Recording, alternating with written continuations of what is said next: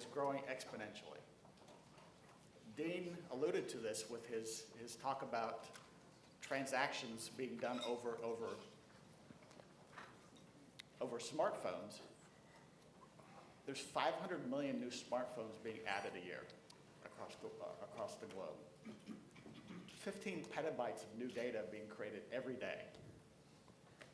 Over 9 million servers are brought each year worldwide, not including the self-built servers. Now this goes back to what Jason Schaefer had in his presentation this morning, talking about the IT spend. You also have to take a look at the move to movies being transmitted over the internet. And also just, you can take a look at Facebook, 3 billion photos uploaded per month. Now if we take a look at the Texas data center market in particular, we have 4 sizable markets.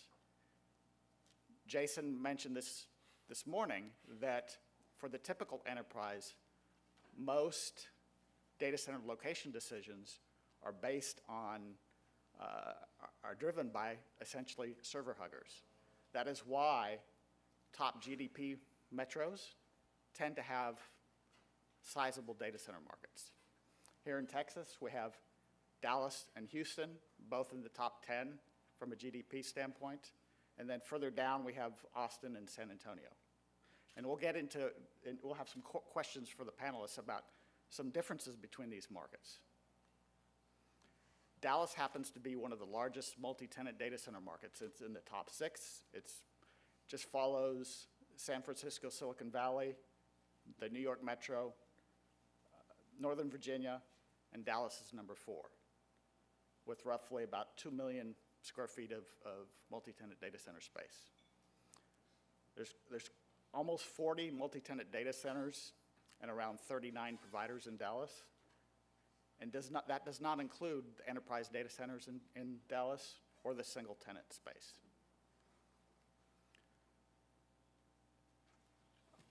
As I was sitting there, I was just started writing down some of the data center build activity in Texas in the past year.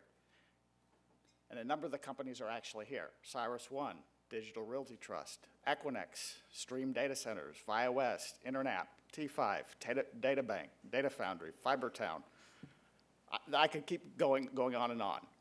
There are actually few enterprise data centers being built in these markets, especially in a top data center market like Dallas. So in summary, the demand that's driving data center growth is growing data and needing a place to put it. Data centers need more power. Many are obsolete. Many old enterprise data centers built 5, 10 years ago are reaching end of life, especially if they were designed with very low power densities. Plus, enterprises are getting more comfortable with outsourcing data center needs, which has led to a continued growth of the multi-tenant data center sector. Texas markets, Dallas and Houston are the top markets in the state. Austin and San Antonio are emerging markets.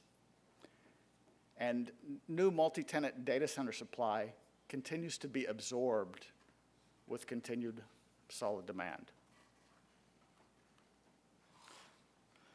So now I'll open up with some questions about the Texas data center market, starting out with Anthony. How have you seen the data center market change in Texas over the past few years? We have seen the data center market and really data center demand, corporate users become more accepting of the multi-tenant data center model. And I think we can all thank our friends at Digital Realty really for starting to build more of a standardized data center that corporate America really has gained acceptance of. I think that's the biggest change, is that corporate America is more comfortable with the outsourced model than it was even 2 or 3 years ago.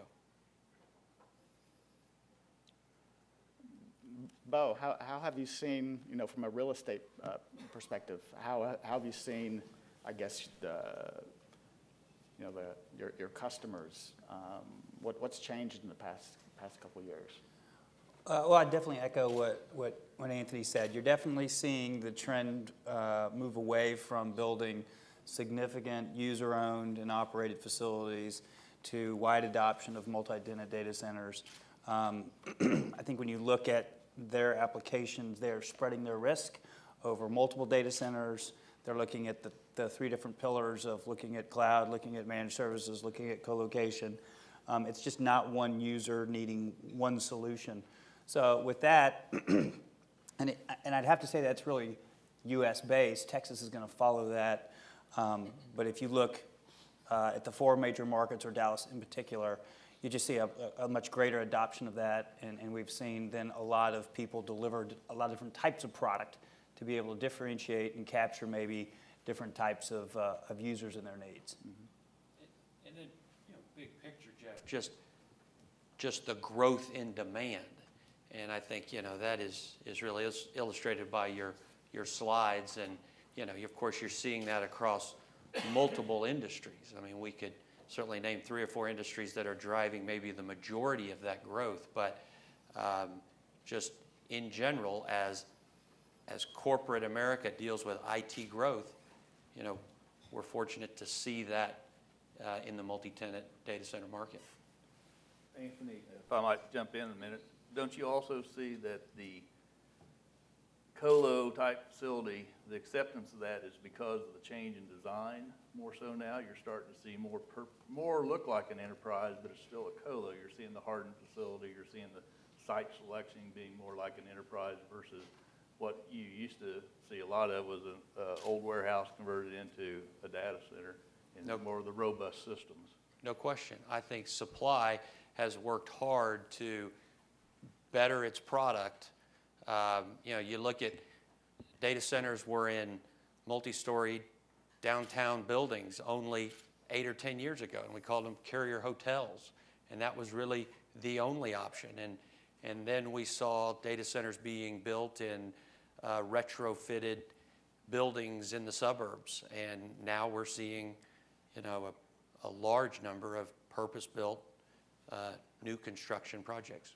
I think also we're seeing, as enterprises start to refresh their hardware and go to virtualization, the density and the heat and the cooling needed for those environments is outgrowing what they have in their own office space where they'll have a server room. So being able to take that out of there and putting it into a more high-dense facility, I think that's growing, at least from the retail market. What we see is folks taking it out of their office either for those environmental reasons or for business continuity reasons, and start to move those into co-location facilities. We're seeing demand created in just new realms we hadn't seen before. 12 months ago, we were here the day LinkedIn went public. They're a $10 billion market cap. Digital's 8. My company's 3. How does that happen? And their business is data center. I mean, everything they do resides on a server. So, I mean, that's new demand we see flooded into the marketplace that they need supply. Those guys might go out and do it themselves, but they surely are running a trainload of it through either a service provider or a wholesale model. I think that's where you're seeing some of the growth in Austin from the emerging technology companies that are coming out of there, and want to be close to their environments as they start to grow. So I think the retail market in Austin is really picking up as opposed to probably 5 years ago when it was non-existent. That's an interesting characterization of the Austin market. How would you, I guess, compare and contrast the Dallas and Houston market, the two largest markets here? Anthony, I know you've got data centers in both markets. We do. We have product in both those markets, and they are very different. And Dallas, we're fortunate to have a very diverse economy here, so we see demand from many sectors. Dallas has also has always been a very strong market on the supply side. So I think the corporate users here in Dallas have become accustomed to this kind of maturity of the supply side. So, Dallas users, you just don't see, and we were talking about this actually earlier today with Jeff, you don't see a lot of Dallas enterprise users out there building their own facilities, kind of talking on a relative scale. You'll certainly see one every now and then, but as opposed to Houston, where the supply side in Houston is much less mature, if that's the right word, but they just don't have the options. I mean, we all know the primary provider in Houston has been CyrusOne for the last 7 to 8 years. You see a lot more enterprises that have built their own facilities, both within their own buildings, on their own campuses.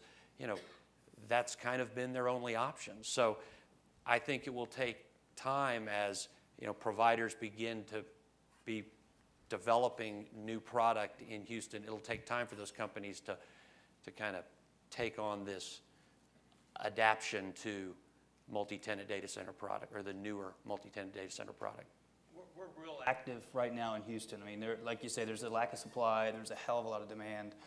Dallas is a national market. I mean, requirements, I say regional requirements become, local requirements become regional, regional requirements become national. Dallas is an absolute national market. I believe Houston is more of a regional market. It services Houston or parts of Texas. Houston has 3 huge drivers for the people that aren't from the state. So you have obviously the medical center, and just from a perspective, the medical center of Houston is larger than the central business district of Dallas. That's the entire downtown. It is the largest medical center in the world. Grab that. Now, the energy sector, monstrous there, and we know how much data the energy sector is pushing and the latency that's involved. Then you have the port that's in Houston. With the Panama Canal now being expanded and the strain they've had in the east and west coast, specifically the west coast, you're going to see the port in Houston double in size in the next 5 years. Houston is the top 5 city in the country, too. I mean, there's a lot that comes out of that city. You're going to see, and again, that's why Anthony's investing the money down there building, you're going to see a lot of demand coming out of Houston. That's why a lot of providers are looking hard at developing product, digital right now, under construction on a couple pods, CyrusOne, continuing to build as fast as they can, a couple other companies popping up down there. So I'm not saying Houston's going to be a national market, but they're going to be a significant player in speculative data center development here in the next couple of years. What about the hurricane risk in Houston? Is that real? What's the impact in the data center market? Is that the reason why, considering it's the number 5 metro from a GDP standpoint, even larger than Dallas?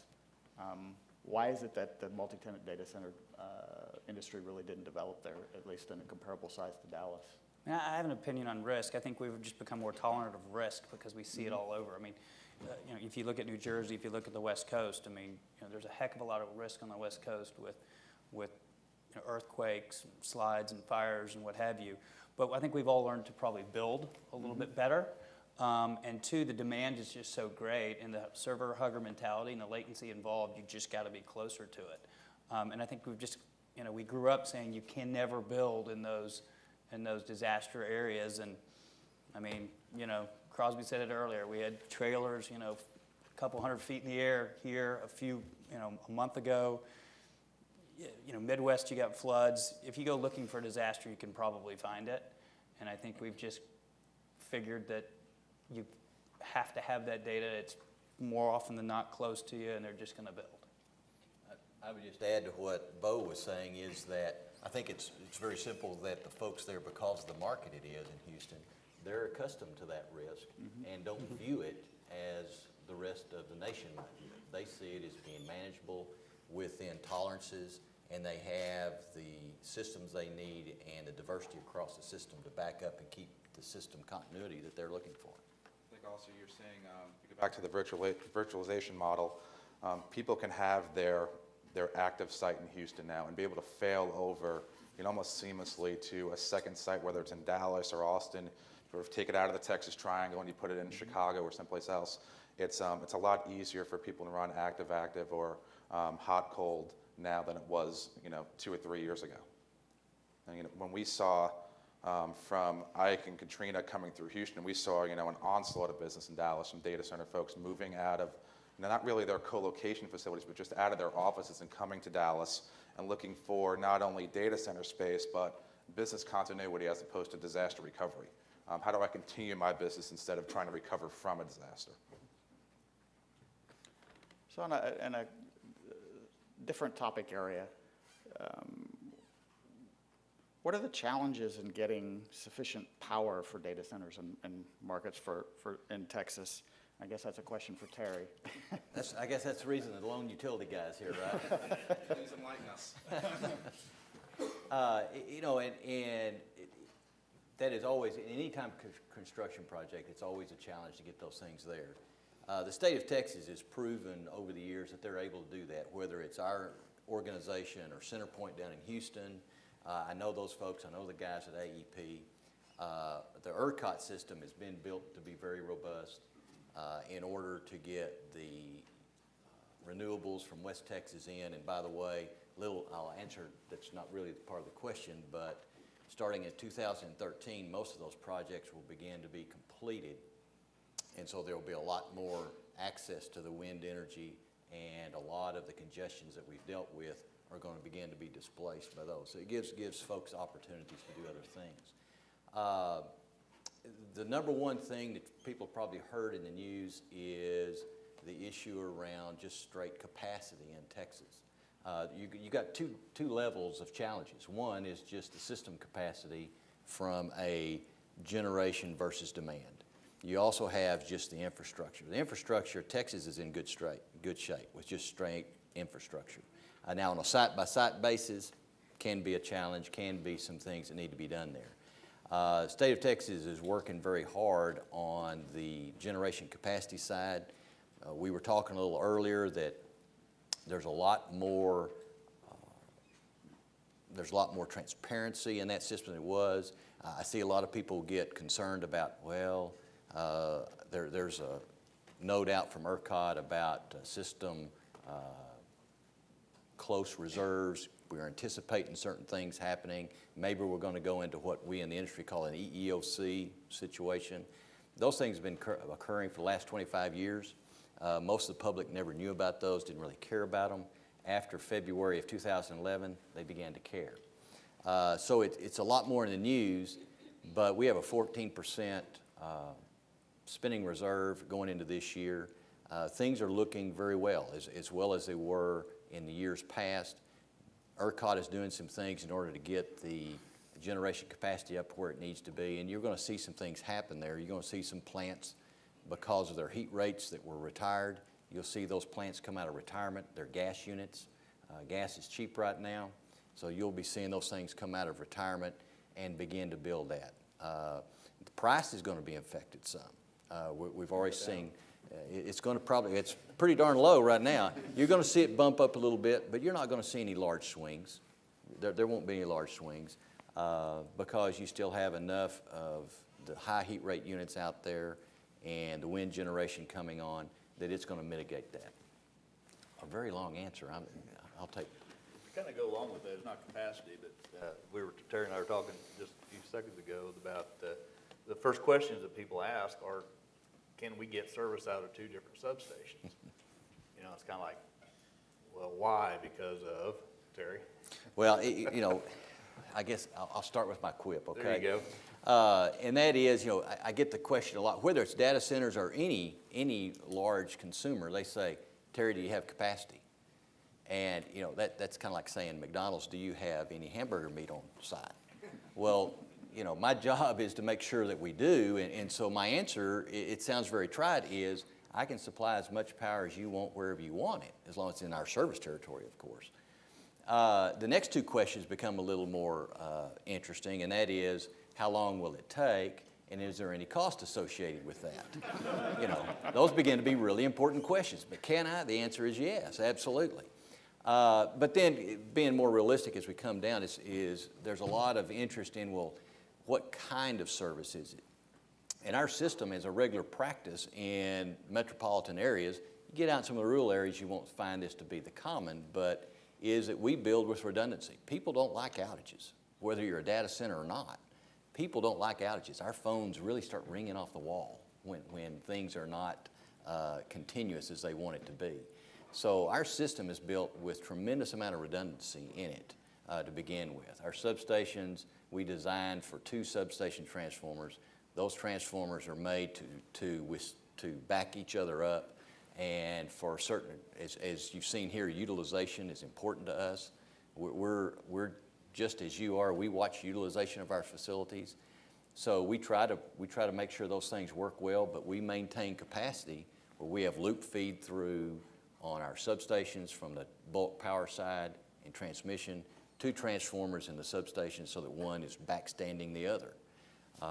So our system is fairly reliable. We have instances just like anyone would, but that's our standard approach.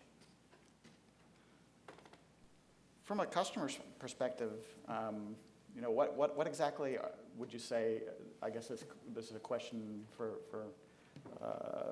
the data center providers. What are customers in Texas looking for in their data centers? What attributes are most important to them?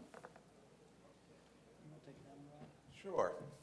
I think they're looking for a secure facility that's reliable, and you know, from a service perspective, from retail, to be able to provide the services that they're looking for. So I think, you know, first of all, it's going to be reliability of the facility. Then it's going to be the security of the facility, and then the service that you're getting on top of that. And someplace in that mix comes a price point. You know, and I've realized one thing: there is a price point for every single data center on this market. But you're going to get essentially what you're paying for. So, you know, if you need to get, you know, a low-cost provider, we won't name any names, then you know, people will be happy to point you to a low-cost provider. You need a premium product, you know, you're going to pay for a premium product in this market. Where you start seeing price fluctuations is where people with a premium product try to compete with a low-cost provider and gets the whole market all screwed up. So I think as long as people know exactly what they're selling and can, you know, share that value with the customer, then I think, you know, the market pricing will continue to stay constant. It's just, you know, when you have people reaching for deals, you know, that's when the market starts to get messy here. So I'm not sure if that answered your question, but I'm okay with a messy market. My clients love it. So what would you say? You mentioned that Dallas competes on a national basis. How would you say that you know, which markets does Dallas come into most competition with for national searches? You know, I think it gets back to the foundation of the requirement itself. So every requirement's different. It might have a regional play. It might have a proximity play because of latency. It might have a tax play. It might have a lot of different reasons why you stack where the entity might go. And then also it's just, you know, what's available at the time. I mean, a lot of times these projects go to the C-suite and get kicked back for funding reasons. That could be months, that could be years, and then eventually get the funding, and then you go look at the inventory, and they needed the space yesterday.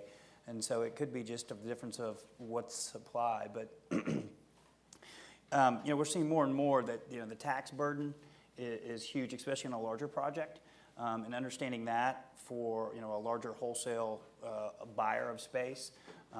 Knowing that from sales and use, real property, personal property, we had a very large project that was looking at a number of different states, and just the software tax alone drove it out of this state to another state. So, you know, it might not happen as much down on the retail level at all, but again, I would say it just more stacks basically based upon the requirements of the user.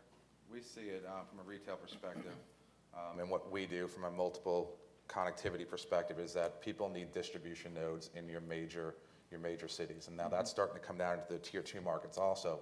But if you're putting out any type of content that needs to reach either a consumer or an enterprise, you're going to need to be in your 5 or 6 major markets, and just the connectivity selection in Dallas is still much greater than probably Houston, San Antonio, and Austin combined, because it's a major throughway for IP transit in this region. A couple other factors, I think, and getting a little broader is Texas competes very well across as far as energy rates are concerned. Those are very competitive across the United States. The other is that the economic development community is beginning to understand some of the criteria that goes into selection of sites. And so there's some work, there's concern and some work being done with legislature to handle some of the things Bo was mentioning, trying to help mitigate some of that and make the state more competitive. Yeah, I think Dallas competes very well for corporate data center requirements, you know, call it 1 to 4 meg requirements.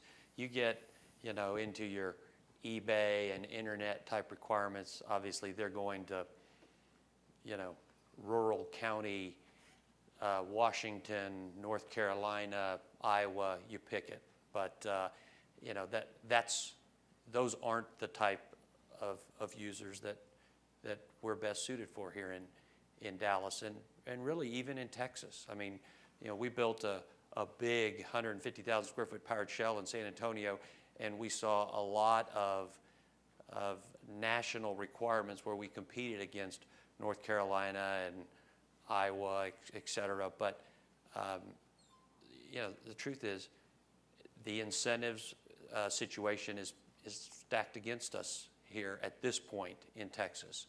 So we really have to rely on chasing good corporate users that want to be, you know, that want to be here in Texas.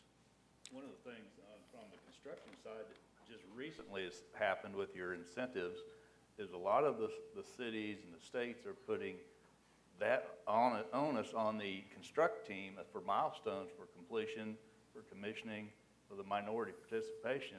Because if some of those things that they're giving the incentives for aren't met through the construction process, they lose those incentives. So that really puts the pressure on the design and the construct team.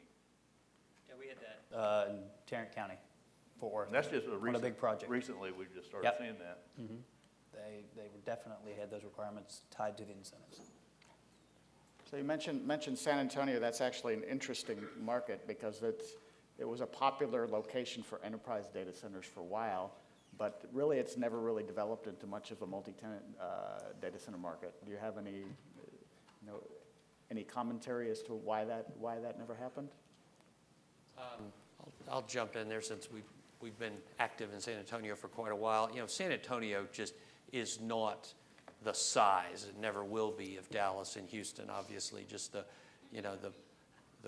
corporate footprint down there. So San Antonio is fortunate to have a very low, very stable cost of power, primarily because of their nuclear generation base. And because of that, and because of their recycled water program, and because they, you know, chased that early Microsoft deal very hard, you know, they won a very large federal data center project, and they also won a very large Microsoft project kind of earlier in the game. You know, they've had some, let's call it, smaller wins since, but without that underlying base of corporate users, you know, server huggers as we've referred to them here, you're not going to see near the wholesale colo demand in that market that we will see. I mean, you know, just based on your GDP numbers earlier, I mean, Dallas is 6 times the size of San Antonio. I mean, you know, it's a different, totally different size. Market. Yeah, and one of the big drivers of the city is this airport. I mean, just the access to DFW, this pending issue with American Airlines, it's going to be a huge issue in this city on a go-forward basis, what happens with that airline.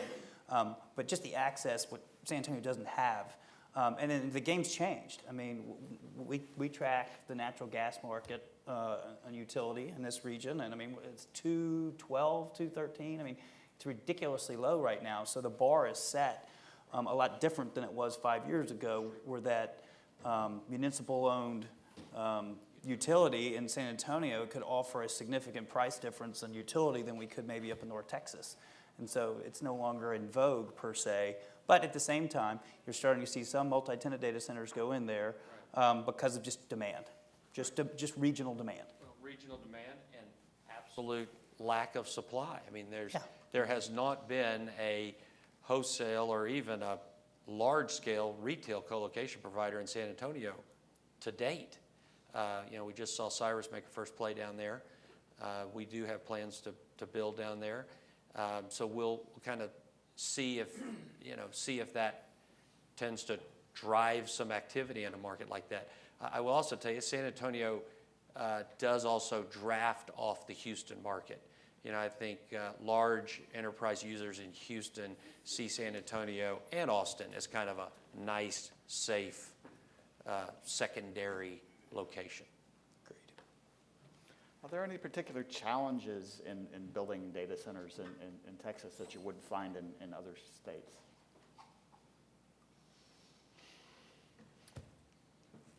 You build them. Power, power, money, and tax structure. I mean, tax structure is probably the one thing unique to the state, to the state of Texas that we have to fight against. But, finding the right power infrastructure is probably the next trickiest part. The one question I get, quite frankly, is it's not stated this way, but the bottom line is, okay, Terry, tell us where the sweet spot is. Give me that spot where you have all the capacity existing, all the infrastructure's in place, all I have to do is come plug in. And I would submit to you it doesn't exist. If it was there, it's been used. So with the site now, if you're 4 megawatts or below, you get pretty close to it. The other thing that comes in just from a strictly power standpoint is because of the need for redundancy, whatever you need takes twice the infrastructure.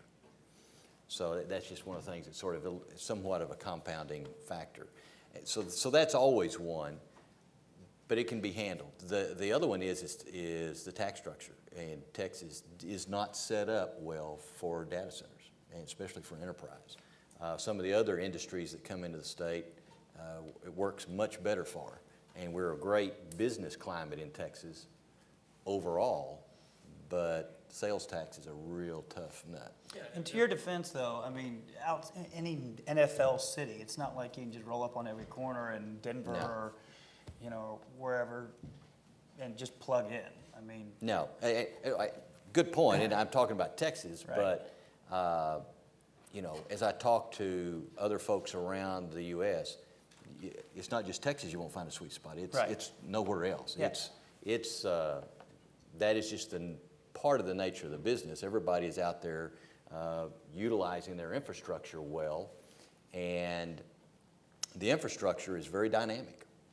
We were talking earlier that if you ask me today a question and I can give Bo or any of you an answer, tomorrow the answer, if you ask me the same thing, may be different.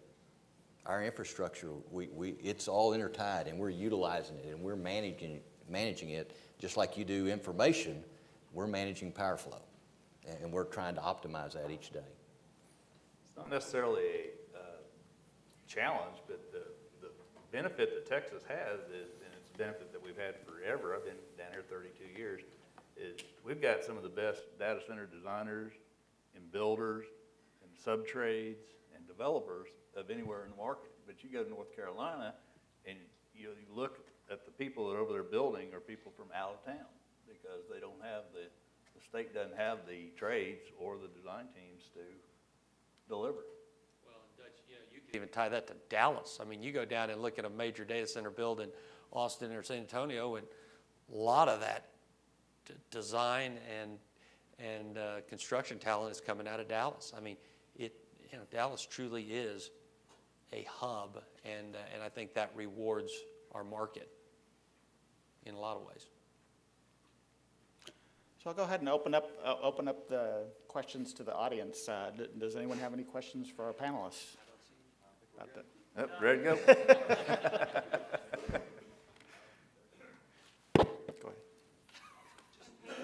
When there was discussion, and I know that there's not a telecom provider up there, but there's discussion about infrastructure, electrical infrastructure, generation, and distribution. When you're scoping out, whether it be you're looking for a speculative data center or you're advising a client on where they might want to look, how close a look do you have to take as to what's installed in those regions, not just from the power side, but from the telecom side? There used to be a discussion about all this dark fiber that was in the ground, but that's all used up from what I'm aware of. Now, I don't know if they put a whole series of conduits in that you could pull new fiber through, or if you need to start digging up the ground and talking to municipalities, getting right-of-ways established and all that stuff. So how does that play into picking locations and building it? What does it do to the timeline and the cost? I think it's in my business, it's a very important part. I'm not going to be in the middle of Iowa where there's no fiber. I'm going to be in a tier 1 or a tier 2 city that's got a plethora of fiber in it, and people are going to come to my facility and facilities like ours because of their choices of connectivity.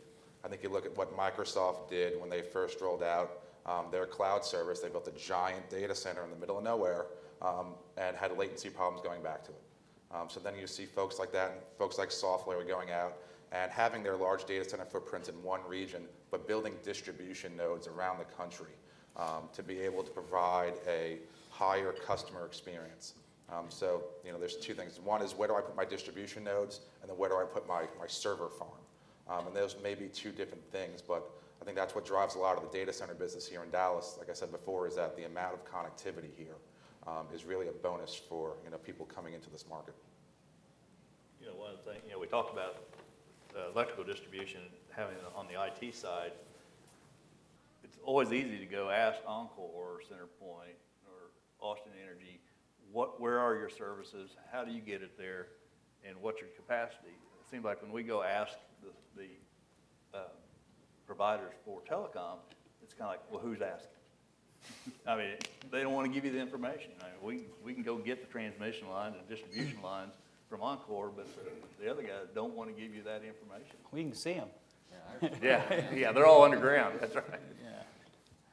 Yeah. I think it depends on the application. I mean, you can find financial institutions say, hey, look, or, insurance guys, I need 2. So I just need 2 providers, I'm fine. But there are people that are content heavy that, have to be close in a provider like Rob's that are heavy fiber enabled and you can benefit from. All that being said, as long as you're building in a credible suburban location, Richardson, Plano, I mean, the fiber infrastructure in a market like Dallas is very good. Yeah, and I don't find it that tougher hard to find power than fiber. Yeah, Yep. I can find it pretty easy. And the cost for backhaul from a large facility in Richardson or Plano back to an Infomart or Bryan Street is not going to be significant to what you're going to be paying from an overall project scope. Multiple providers, multiple routes, lots of diversity. Mr. Crosby. This question is not for Anthony. I think Doug was alluding to it earlier, but how big of a waste of money is it when somebody wants 2 feet? I mean, at the end of the day, you guys have loop feeder systems. It's one of the big bits. Yeah, it's. I know you like taking people's money. And But- you don't? But, this may sound kind of strange, One for you. but, Coming from a broker. us electric Learn how to utility run a guys, commission real quick. electric utilities have a very strange or maybe abnormal business plan in that we earn rate of return on invested capital. And so the margin is what we get. And I would even submit to folks, there are no accountants in here, I hope, that I say we don't really make a profit. We have to add up all of our expenses, including cost of capital, and we go down and say, can we charge this? So there's not really a profit per se, even though, cost of money and return on investment is what we actually make, and it's 10.25%, in case you want to know what it is. And so, long answer, I'm an engineer by training, so I apologize. I give long answers. The situation is that it doesn't help my bottom line when we give two-way feed and you pay me for it, because that never hits my balance sheet as invested capital. So yes, you are paying for it, and it's expensive. I understand that, but it's just our flat cost. It's what it cost us. Well, we give it, but. Is it worth it, Terry? So to answer your question, I'm saying all that to say I come from 2 levels. One, I look at that and go, from a business plan, it really doesn't significantly add to my business plan. Two, how does it impact your business plan? And we can debate that. It depends on what the need of the client is, your client is. What are they looking for? And if their criticality is to the point that they say, I can never stand that outage, then it's probably worth it to them. But if it's a tier 1 or a tier 2, and you have backup generation on site, it may not be worth it. If you can run a few hours a year on generation, or if you want to take advantage of some of the other demand side management programs that are out there and can live with that, if your client can, then we would want to discuss that with you and say, is it really worthwhile? Certainly, we get a lot of requests for 2 separate substations. I tell you, that's not worth it at all. Our standard design, if you want two-way feed, we're going to say, we'll give it to you from 2 separate transformers. They might be in the same substation, they might be from separate substations, but let us choose. And we would certainly say, we don't ever think taking out 2 separate substations is worthwhile. And It comes up all the time. Well, and that's what I was saying. So It let's comes throw up- this at Bo Bond, who's a consultant that works with users all the time. So what percentage of users ask for 2 feeds from 2 substations? 95% of them ask for it, and then my general response is, it's like insurance, right? I mean, do you want a $100 deductible, or do you want a $1,000 deductible? Do you want to pay for it? Because it is significant. And then I'd say 95% of them trend back to, I don't have that in my budget. Let's just look and see how robust that system is. We do some research on it, and we say, let's just deal with proximity. Yep. Because most of the issues come up with issues on the lines, right? Ice in the lines, trees in the lines, winds, or something like that. So just minimize the risk. The risk and vulnerability is on the distribution system, not on the substation transmission side. Yeah. But I think we're also seeing clients look at the backup generation as the secondary versus, they'd rather spend money on on-site backup generation versus the second feed. Any other questions? You guys talked about tax disincentives for data centers compared to other businesses in Texas. And also, I heard a similar thing with Texas trying to compete with other locations. Could you give us what you might consider extreme comparisons just to help us understand that? Well, I mean, I want you to jump in here, but I would just tell you, first and foremost, in our world, we're talking about sales tax, and that's the big number. And sales tax on all the equipment, the construction project, et cetera, et cetera. And there are now states that basically will abate that. So that's what we're up against. And there is, ongoing discussion, and, it's in front of our state legislation. Will it be passed? Honestly, I kind of doubt it, but it's at least being discussed. On the other end of things, Texas will come out of their shoes for jobs, which is great, and it's part of a big driver of our economy. So I'm not knocking that, but we lead the country by a huge margin in jobs, and that's because of the way we go after jobs and also manufacturing. Sales tax is huge. Real property, personal property. There are states that just don't have personal property taxes. So, all that equipment that's sitting in there that you're going to pay personal property tax on this state, you don't in other states. So, there can be huge windfalls state to state. But again, I think there's only so many people that go to the cornfield in Iowa, right? They just don't. We still find them in those major hubs.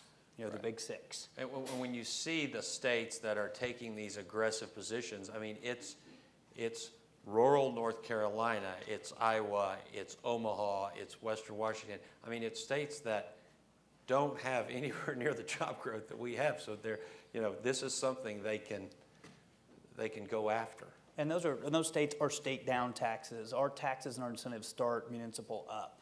So, city, county, school taxes here. You're never going to get the schools to abate. We worked on a project here locally where the city gave us 90% tax abatement for 10 years just recently. We closed it the first of the year for 10 years for real and personal. But that's only a small component of it. Then you got to go to the county. The county's not going to play, or might not. School, not going to play. But you still can't abate those sales taxes. And then there's some. But that's a big win. 90% Yeah. of your city, personal and real. I mean, it's still it's Very helpful. it's a big win. But if you really looked at the total taxation that's being paid, the biggest proportion of that is to the school district. Well, and we're a high property tax state because we don't have a state tax, right? a state income tax. Exactly. So, I mean, we just do our taxes different here. So it's just not helping the data center industry. But they're working on it at the state level. We've heard of different seminars, people talking about choosing different locations of the country based on carbon impact and based on the power source primarily, and they're concerned about their business reputation impact. Are y'all seeing that and talking to different people and trying to attract them into this region? It definitely comes up. It absolutely comes up. It definitely comes up more out of the West Coast community, but those are the same people that are looking out this way because they just got to get the heck out of California. You can't change it, but Terry mentioned earlier we are starting to see more wind come out of West Texas, the nuclear out of East Texas. There are people that will argue whether natural gas is a fossil or not. From an energy standpoint, it hadn't really got as much traction as I would have hoped. Right now, most of it is on lead construction of the buildings. It's where most of the focus is, and not on the energy sector. And when I travel around the U.S., I try to push the energy side of that so that people would understand. We have an advantage in Texas in that the ERCOT system is not intertied with the rest of the U.S. Essentially, there are some DC ties. But the thing it does, it gives us more control as a state over the regulatory climate. So we've been able to get things done here that the rest of the United States is still debating how to do it, how to build those lines, how to get the renewables into the load centers. And so Texas will be done long before most of the U.S. begins to start. And that's 10,000 megawatts that we have in wind that here about 4 weeks ago, we hit an all-time high on the amount of wind energy put into the grid system for a day. So that's being managed, more of it's coming on every day, and that's going to be available to your clients in order to access it. We haven't had anybody sign up for the green energy to get that lead point because of the premium cost for it. I wasn't doing it for lead, I was just reacting to what Wells Fargo said at 7x24. You can go buy carbon offsets to offset whatever you're using. I mean, does someone want to pay for it? Mm-hmm. You could be carbon footprint neutral if you really wanted to. Mm-hmm. I had talking to a web hoster down in Austin. We're a green web hosting company. I'm like, but you're reselling someone else's web hosting. Well, I'm buying carbon offsets. I go, okay, then you're carbon footprint neutral. Are people going to pay for it? I guess, because she's in business. Question? I got a question. Anthony, what's it costing you to build these things? Bo, I'm sorry? how much is it costing you to build? And Bo, how much you paying for rent? Well, it depends on what he builds. Remember, there's a price point for every data center. Yeah.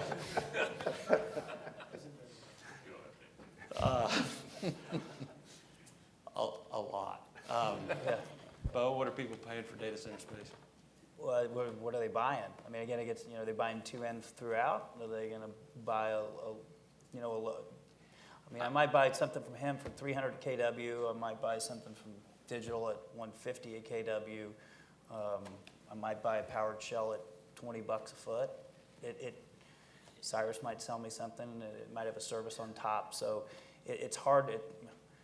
It'd be asking, like, so what do you pay for office rent in Dallas? And then multiply that. It's really hard to say it. And guys are building at, 11,000 a kW, and then there's guys that enterprises might build at 18.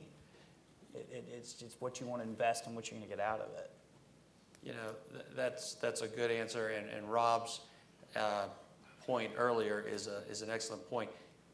Data center space, and you can just look at our Dallas market as a micro of the national, but I mean, when we see an RFP for a 1 megawatt deal, I mean, that RFP is going to 4 or 5 wholesale providers, and then it's probably going to 4 or 5 retail providers. And all the proposals, I mean, they're based on different metrics, and it really becomes, you know, the job of Bo and, you know, and the brokerage community to boil that down to an apples to apples comparison, which it really isn't, because there's a real big spectrum of product being delivered. And that's a good thing, because not everybody's looking for the same thing. Yeah, we saw PUE earlier. You know, there's real and perceived PUE too. You know, you can design something to a very low PUE, and then how does that affect your total cost? And so the utility coming out, maybe somebody's tax implication in there as well. So I mean, there's a hell of a lot of criteria that comes back, and you try to make some sense of it, and everybody then has a point in which they will buy the Yugo, you know, the Cadillac or the Ferrari.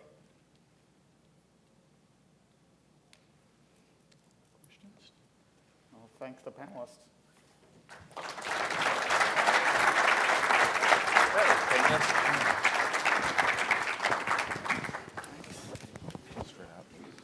Huh? Yeah. Thank you, Mike. Mail back. Thanks, buddy. Thank you. Good to see you, Dutch. See you. Stay out of trouble. I'll keep calling you. Yeah, keep calling me. Keep sending the business. I appreciate it. I don't think we met that. Rob, Davina. How are you?